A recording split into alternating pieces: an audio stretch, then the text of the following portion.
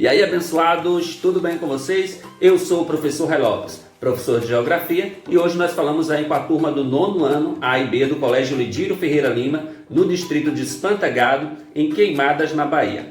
Bom, pessoal, em nossa aula passada, no percurso 4, Globalização e Meio Ambiente, nós falamos aí sobre os debates internacionais sobre o meio ambiente. E hoje nós vamos dar continuidade à nossa aula falando sobre os principais problemas ambientais do século XXI. Então vou pedir a vocês que peguem o livro de Geografia, abram na página 35 e vamos dar início então à nossa aula falando aí sobre os principais problemas ambientais do século XXI. Mas antes, não esqueça, se você está aqui pela primeira vez, se inscreve no canal, clica no sininho para receber as notificações e dá um joinha no nosso vídeo. Bom, entre os principais problemas então ambientais do século XXI, nós podemos destacar a degradação do solo, as queimadas, a escassez de recursos hídricos, a ameaça à biodiversidade e o aumento do efeito estufa. E aí nós vamos comentar um pouquinho sobre cada um desses problemas. Degradação do solo. A degradação dos solos ela pode ocorrer por meio da erosão, da acidificação ou da acumulação de metais pesados, levando à diminuição de nutrientes minerais e de matéria orgânica, o que pode, de certa forma, restringir ou até mesmo inviabilizar o uso do solo para a agricultura. Certo? E vários fatores podem contribuir para a degradação do solo. Aí vocês têm uma imagem na figura 26 que mostra aí o mundo, amplitude e degradação do solo. As tonalidades mais claras são as áreas que têm uma degradação menor, são poucos degradadas, e as áreas de tonalidades mais escuras vão aí de áreas degradadas, muito degradadas, até extremamente degradadas. E várias ações contribuem para essa degradação. Entre elas a gente observa no mapa aí a erosão hídrica, que é provocada aí pela ação das águas de chuvas, a erosão eólica, provocada pela ação do vento, também a alteração química do solo, que é provocada aí pela presença desses metais pesados. E aí quando a gente fala de metal pesado, a gente está se referindo aí à presença de mercúrio e de chumbo, por exemplo, que são elementos químicos altamente reativos, e que são capazes de se acumular nos organismos vivos e na natureza, certo? Prejudicando altamente aquele solo. E também a degradação física, que é provocada pelo desmatamento e é provocada também pela escavação do solo. A atividade mineradora, por exemplo, a extração de minerais no solo, é uma das atividades que contribui aí para essa degradação física, além do desmatamento, certo? Falando do desmatamento, o desmatamento ele facilita o processo erosivo superficial, que é causado principalmente por águas de chuva e também pode ser causada pelo vento, que provoca de certa forma o transporte de humus e de nutrientes de uma área para outra, além de provocar um processo chamado de vossorocas, que é a escavação do solo. Que é essa imagem que vocês observam aí na figura 27, na página 36 do livro de vocês. Aí vocês têm Vossoroca, na área rural do município de São Vicente, no sul, São Vicente do Sul, no Rio Grande do Sul, uma imagem de 2018. Então o solo que está desprotegido, que foi desmatado ali, ele sofre o processo de Vossoroca. As águas de chuva, as enxurradas, elas vão escavando, provocando essas grandes valetas, que são chamadas de Vossorocas. Estão propícias ao processo erosivo. Quanto mais vai chovendo, essas áreas que já têm essa abertura no solo, essa abertura ela vai aumentando, A proporção que vai chovendo, que as águas vão passando sempre pela mesma localidade, a probabilidade de escavação ali ela é muito maior. Bom, outros fatores podem causar também a degradação do solo, além do desmatamento. E um deles é o despejo de resíduos industriais. Aí a gente tem uma imagem que mostra o despejo de resíduos industriais na região de Cuiabá, Mato Grosso. Aí uma imagem de 2015. Aí nós temos a ilustração mostrando o despejo de resíduos industriais dentro do rio Cuiabá. Mas nós temos outros fatores de resíduos industriais que são jogados em lixões e que acabam prejudicando também o solo, certo? Outro fator, uso de agrotóxicos. Na imagem a gente vê aí o uso de agrotóxicos na agricultura em Campinas, em São Paulo, imagem de 2005, a pulverização aí de agrotóxico na plantação. O uso de agrotóxico na agricultura, ele de certa forma altera completamente a composição do solo, né? Ele vai ali contribuir de certa forma com a vegetação, com a plantação, né? Vai proteger a vegetação geralmente das pragas, mas em consequência, quando chove, todo aquele produto químico que foi jogado, expelido na vegetação, ele vai infiltrar no solo, né? Provocando perda de nutrientes do solo e contaminando os lençóis de água freáticos, os lençóis de água subterrânea. Então aí nós temos a contaminação do solo e em contrapartida também temos a contaminação das águas subterrâneas. Outro fator seria o uso das máquinas pesadas. Aí a gente tem um exemplo aí em Juazeiro, na Bahia, né, uma imagem de 2004. O uso de máquinas pesadas provoca compactação do solo, apilação do solo. Aquela máquina pesada passando para lá e para cá, a todo momento vai apilando o solo, deixando aquele solo compacto, impossibilitando ali ou dificultando a germinação, né? De certa forma, o aparecimento de uma nova vegetação nativa naquela localidade.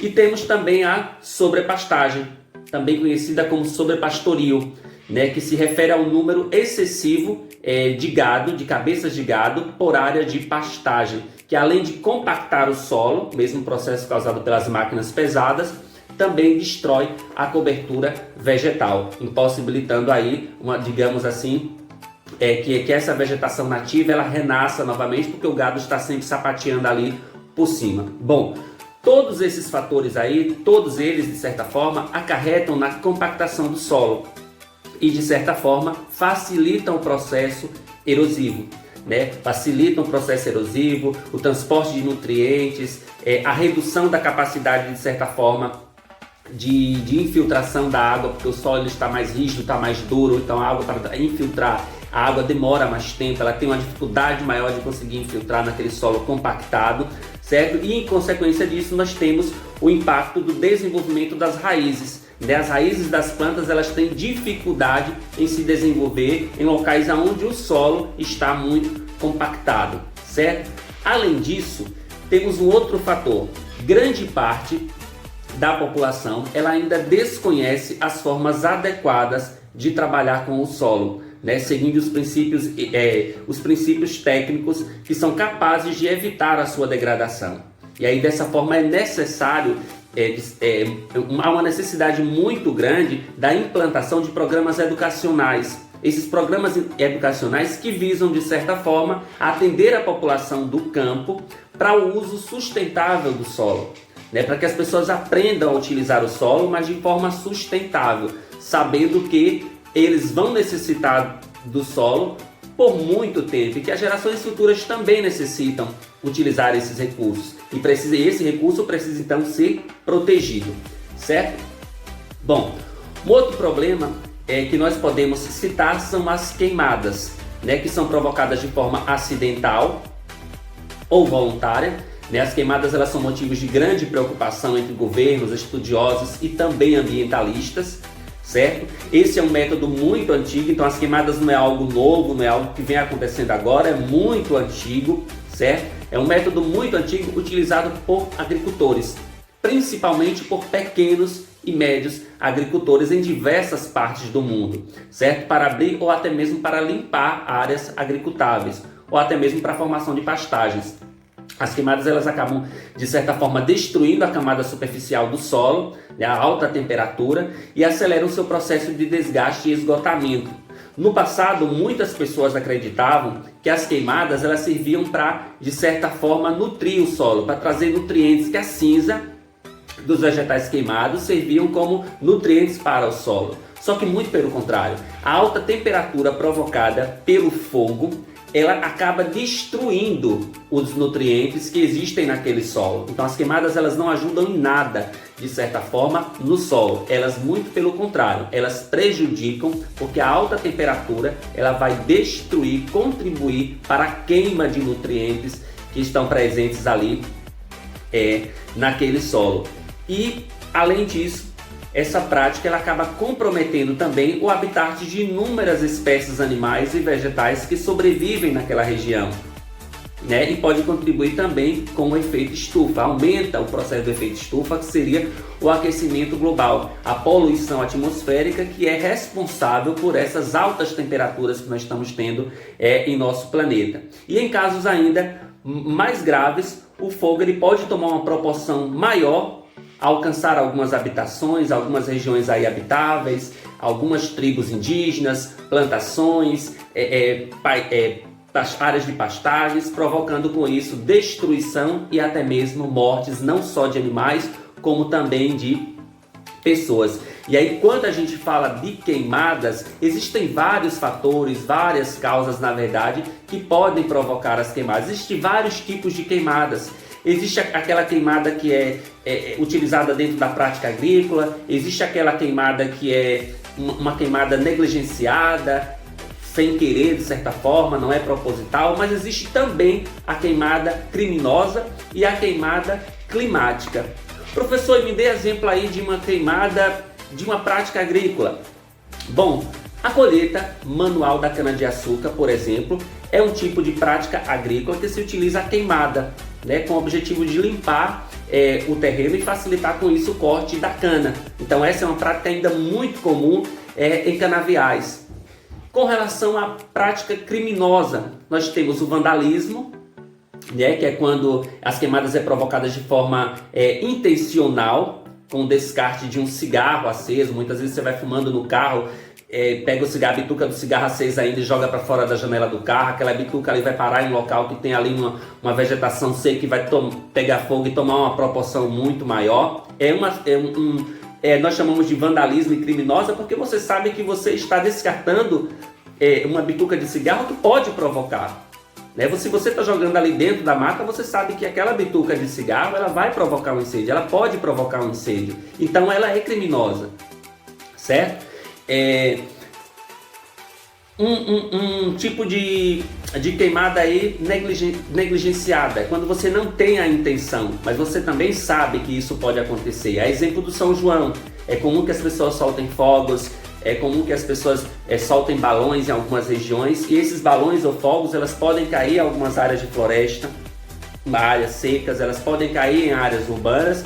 E quando esse balão de festa junina, os fogos artificiais, eles são utilizados como forma de comemoração, podem causar queimadas, tanto em áreas de incêndio como em regiões urbanas. É um incêndio negligenciado. Ou seja, você sabia que aquilo ali podia acontecer, você podia ter evitado, mas você não evitou. E aí outro tipo de incêndio criminoso que a gente chama, que é muito provocado aqui, por exemplo, no Brasil, é a disputa por posse. Que é quando alguns proprietários de terras provocam as queimadas de forma intencional, motivado pela disputa de terras agrícolas. E aí nós temos muitos garimpeiros, muitos fazendeiros, muitos agricultores aqui no Brasil que disputam terras com povos indígenas, principalmente na região norte do Brasil. E aí eles ateiam fogo proposital nas matas para expulsar os indígenas daquela região, para destruir a mata nativa daquela região e, de certa forma, expulsar os povos indígenas ali para que eles possam tomar posse dessas terras. E além disso, nós temos aí o incêndio climático, que é a falta de chuva em determinada região, a seca em excesso em determinada região pode provocar um incêndio natural, que é quando a queimada ela é provocada pela falta de umidade no ar e no solo, e ocorre normalmente em regiões com pouca chuva. Então esses são alguns tipos de queimadas que podem acontecer. Bom, a gente tem aí agora uma imagem que mostra aí queimadas na área de vegetação do Cerrado, no município de Alto Paraíso, em Goiás. É uma imagem de 2016, onde a gente vê toda uma área de cerrado aí sendo destruída pelas queimadas. Bom, vamos falar agora de um outro problema, que é a escassez de recursos hídricos. Atualmente a água ela é considerada por muitos ouro do século XXI. Tamanha valorização da água, ela pode ser explicada por uma triste estimativa em que muitos países a demanda de água cresce a cada ano, porém as reservas disponíveis para a água, elas não são inesgotáveis, certo? Bom, quando a gente fala da questão da água, a gente está falando de um bem precioso do nosso planeta. Nós sabemos que a água ela é vida, É um planeta sem água, o nosso planeta sem água, ele não consegue sobreviver. Toda espécie de vida humana ou vegetal ou animal que existe em nosso planeta precisa de água para sobreviver. E aí quando a gente fala que a água ela é considerada por muitos como ouro do século XXI, é porque a busca por água ela é tão grande que hoje a água se tornou um bem precioso. E a falta de água em nosso planeta ela é extremamente enorme. A população do nosso planeta ela vem aumentando consideravelmente, mas a quantidade de água ela é a mesma. Então imagine aí que se há 100 anos atrás nós tínhamos aí vamos imaginar aí 5 milhões de habitantes, hoje nós temos 7 bilhões de habitantes e que tem acesso à mesma quantidade de água. A água ela não aumenta em nosso planeta, ela é a mesma. O consumo é que está aumentando a cada momento que se passa, com o crescimento populacional, com o uso na agricultura, com o uso no setor industrial, com o uso doméstico. Então o uso da água aumenta consideravelmente, mas o recurso ele não é inesgotável. Ou seja, esse recurso ele pode acabar.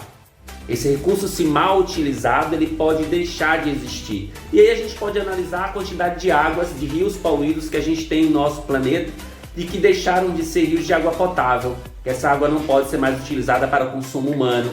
E aí, como exemplo, nós podemos citar o grande rio Tietê, na cidade de São Paulo, considerado aí um dos maiores esgotos a céu aberto do mundo, devido à tamanha poluição que esse rio recebe há longos anos e que mais que o Brasil já tenha se investido bastante para tentar despoluir o rio Tietê, ainda não conseguiu. Aí a gente tem uma imagem que vocês podem observar no livro de vocês, que mostra aí o mundo recursos em água em 2015, onde a gente pode observar aí o recurso em água por ano, por habitante, em metro cúbico de água. Onde nós vemos aí alguns países que têm abundância de água, como por exemplo o Brasil, aí de 15 mil a 127 mil metros cúbicos de água por ano é consumido aí. A gente tem em nosso país em abundância, água em abundância aí, por exemplo, no Brasil, água em abundância no Canadá, água em abundância na Rússia, na Austrália. Nós somos um país, por exemplo, o Brasil, nós somos o país que mais tem água doce no mundo.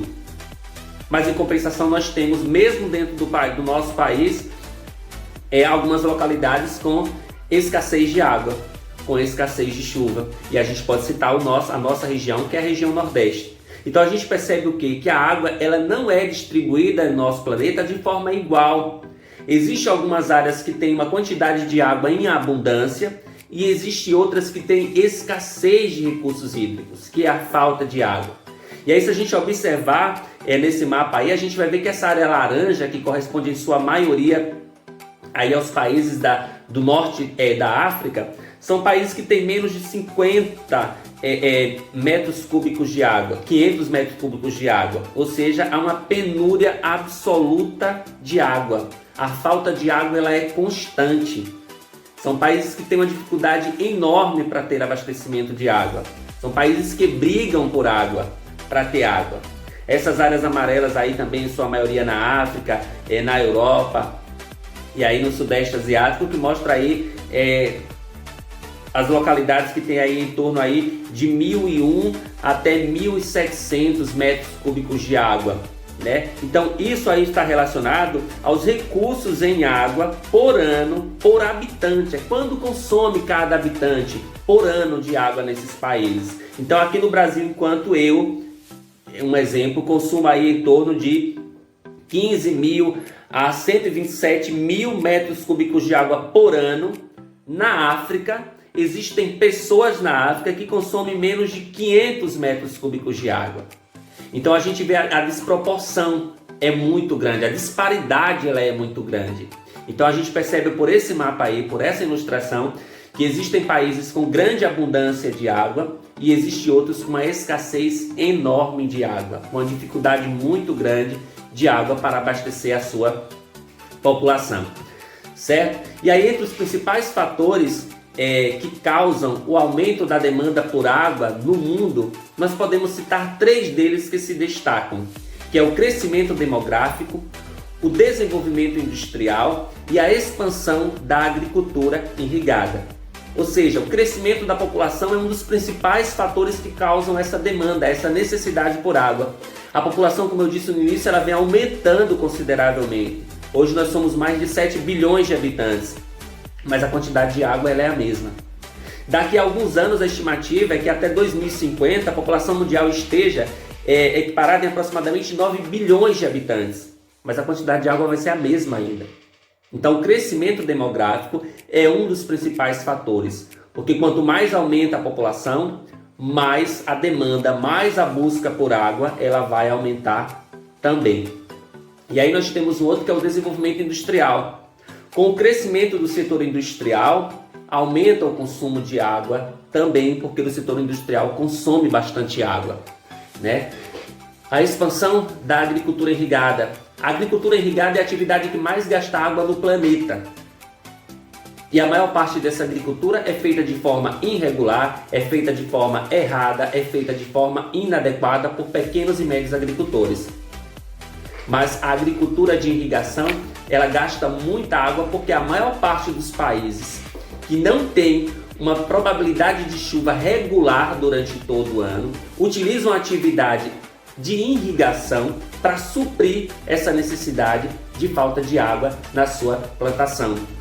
E até mesmo porque a agricultura hoje, principalmente de transgênicos, em países subdesenvolvidos ou desenvolvidos ou em países emergentes, ela é essencial para o abastecimento populacional. Então a agricultura de irrigação é o que vem mais produzindo, de certa forma hoje, alimentos para abastecer a humanidade.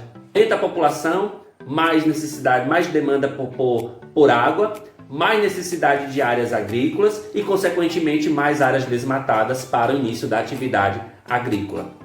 Percebe que uma coisa acaba puxando outra, né? Um problema acaba gerando outro problema. Então é como se fosse um círculo que vai gerando e contribuindo para o aumento dos problemas que acabam afetando o nosso planeta. Bom, enquanto a quantidade de água doce disponível para o consumo humano está declinando, está diminuindo mundialmente, alguns especialistas afirmam que até o ano de 2050 a demanda, a busca por água, ela vai crescer 18% nos países considerados desenvolvidos e vai crescer 50% nos demais países. Professor, por que nos países desenvolvidos a busca por água ela vai crescer menos do que nos países subdesenvolvidos? Porque nos países subdesenvolvidos a população ela cresce de forma mais rápida. Em países desenvolvidos, em sua maioria, o crescimento populacional ele é mais lento. Logo, se o crescimento populacional ele é mais lento, a busca por água também vai ser mais lenta. Em contrapartida, os países subdesenvolvidos, a população aumenta consideravelmente muito mais rápido e a busca por água também vai ser muito maior nesses países também. Então, o aumento dessa demanda, ele se tornará, de certa forma, intolerável em países com recursos hídricos escassos, como os países africanos, por exemplo, que já enfrentam essa demanda hoje, que já enfrentam essa falta de água hoje. Imagine daqui a mais 30 anos, quando a população desses países africanos certamente vai estar maior e a disputa por água em todo o mundo vai ser maior ainda. Então, existem cerca de 30 países que vão enfrentar ainda mais essa falta de água, porque as reservas elas são inferiores a 1.000 metros cúbicos por pessoa por ano, como por exemplo aí essas áreas laranjas que a gente observa aí nessa figura aí que vocês têm no livro de vocês na página 29. E aí, somando a esses problemas, nós ainda temos as desigualdades no acesso ao consumo desse recurso que ele é vital. Enquanto uma família, por exemplo, de classe média, lá nos Estados Unidos, elas consomem em média aí 2.000 litros de água por dia. Na África, esse consumo é de apenas 150 litros de água por dia. Observa a diferença? Lá nos Estados Unidos, eu gasto 2.000 litros de água por dia. Na África, um habitante africano, em algum país lá da África, gasta 150 litros de água por dia. Então a desproporção, a disparidade ela é muito grande, certo? Então muitos países sofrem com essa escassez de água, sem contar com isso que a dificuldade para o acesso também. Que as localidades que existem água, o acesso para essa água também, muitas delas é muito difícil. Quantas famílias têm que andar quilômetros andando para conseguir pegar a água lá em um tanque, em uma cisterna, em um açude, trazer um balde de água na cabeça por dia? Quantas famílias dependem de um carro-pipa que vai levar água para essa comunidade, para abastecer o tanque, para encher o tanque da sua casa? Então a dificuldade, o acesso a essa água, ela é também muito difícil. Não é todo mundo que tem água encanada em casa, quebra a torneira e a água cai, jorra lá 24 horas por dia. As pessoas que têm esse privilégio devem agradecer bastante, porque nós temos centenas e milhares de pessoas em nosso planeta que não tem água encanada e que o acesso a essa água ela é muito difícil. Pessoas que têm que caminhar. Aqui no Nordeste nós temos vários exemplos de localidades no Nordeste que as pessoas têm que andar quilômetros para conseguir pegar um balde de água e levar para casa. E esse ritual é praticado todos os dias. É uma rotina diária para essas famílias, para essas pessoas, certo? Para obter então essa água. Então assim, essa questão ela se agrava ainda mais, pois nós sabemos que mais de 50% dos rios da superfície terrestre, esses rios estão poluídos ou em vias de se esgotar em razão do desperdício ou até mesmo da má gestão dos recursos hídricos. Então, 50%, gente, imagina isso, 50% dos rios do planeta, ou eles estão poluídos, ou eles estão próximos a se esgotarem, pelo mau uso, pela poluição, pelo desperdício, né? E entre esses rios, nós podemos falar aí sobre o Rio Amarelo, né? Ou Yangon, que é um rio da China, né? O Rio Colorado, lá nos Estados Unidos, o Rio Nilo, no Egito, o Rio Volga, na Rússia, que são rios que correm o risco de se esgotarem pela poluição, pelo desperdício, né? Pela má gestão desses recursos, né? A disputa por água nesses países, nessas localidades já é muito grande. E a gente pode falar do Rio Nilo. Quantas guerras existem ali na região do Egito, na região do Rio Nilo, banhada pelo Rio Nilo? São barragens que são construídas e são proibidas. Um país constrói barragem, outro quer destruir porque está represando a água que deveria abastecer os países mais embaixo, as cidades mais embaixo. Então, as guerras por água já existem em muitas localidades do nosso planeta. A disputa por água já existe. No passado se disputava, se guerrilhava muito por petróleo. E hoje, as guerras, muitas delas são provocadas por disputas por água. São nações, são países, são pessoas brigando pelo consumo e pelo acesso à água potável. E aí o que é que acontece? Para evitar o fim desse recurso e para garantir que as próximas gerações possam usufruir deste bem tão precioso, é preciso adotar novas ações para o uso da água. Desde a economia cotidiana, nos domicílios, né, no nosso dia a dia, a gente aprender a economizar água em nossa casa, na escola, em outros lugares públicos, até o estímulo de políticas públicas que garantam o uso sustentável desse recurso. E um outro problema, que é a biodiversidade em perigo. Na aula passada nós falamos aí sobre os debates internacionais sobre o meio ambiente. E aí nós vimos as discussões que ocorreram aí na Rio 92, né? Que ocorreu aqui em nosso país em 1992, na cidade do Rio de Janeiro. E na Rio 92 foi estabelecida a Convenção sobre o Desenvolvimento sobre a Diversidade Biológica, né? Que a partir de então passou a orientar algumas ações em vários países do mundo para a conservação dessa biodiversidade. Biodiversidade nós já vimos que são as diferentes espécies de vidas que habitam o nosso planeta, né? Desde animais até vegetais. E não só a conservação, mas o uso sustentável dos seus componentes e a repartição justa dos benefícios derivados da utilização dos recursos genéticos. De fato, a preservação da biodiversidade é um dos grandes desafios ambientais do século XXI. É garantir que essas espécies ambientais elas se prolonguem por longas gerações. E grande parte dos problemas ambientais que foram apresentados até aqui, ela leva à destruição de espécies animais, à degradação do solo, as queimadas, é a escassez de recursos hídricos. Tudo isso vai, de certa forma, levar a destruição de muitos animais, ao desaparecimento de animais, de vegetais que muitas vezes são indispensáveis para a manutenção da vida em nosso planeta. Todo o nosso ecossistema, o ecossistema, ele precisa desse conjunto: animais, vegetais, seres humanos, água, ar. Todos esses elementos são essenciais para garantir, de certa forma, a vida em nosso planeta. E aí, quando a gente acaba destruindo o nosso ecossistema, quando a gente acaba poluindo o solo, poluindo as águas, poluindo o ar, desmatando, fazendo queimadas, nós estamos contribuindo para que muitas espécies animais e vegetais que são essenciais à manutenção de vida em nosso planeta desapareçam, colocando em risco a nossa própria vida no futuro, certo? E aí, os desmatamentos, a exploração de madeira, a construção de barragens, a exploração de minerais e o desenvolvimento urbano, entre outras ações humanas, ela tem elevado as taxas de extinção de espécies de várias partes do planeta.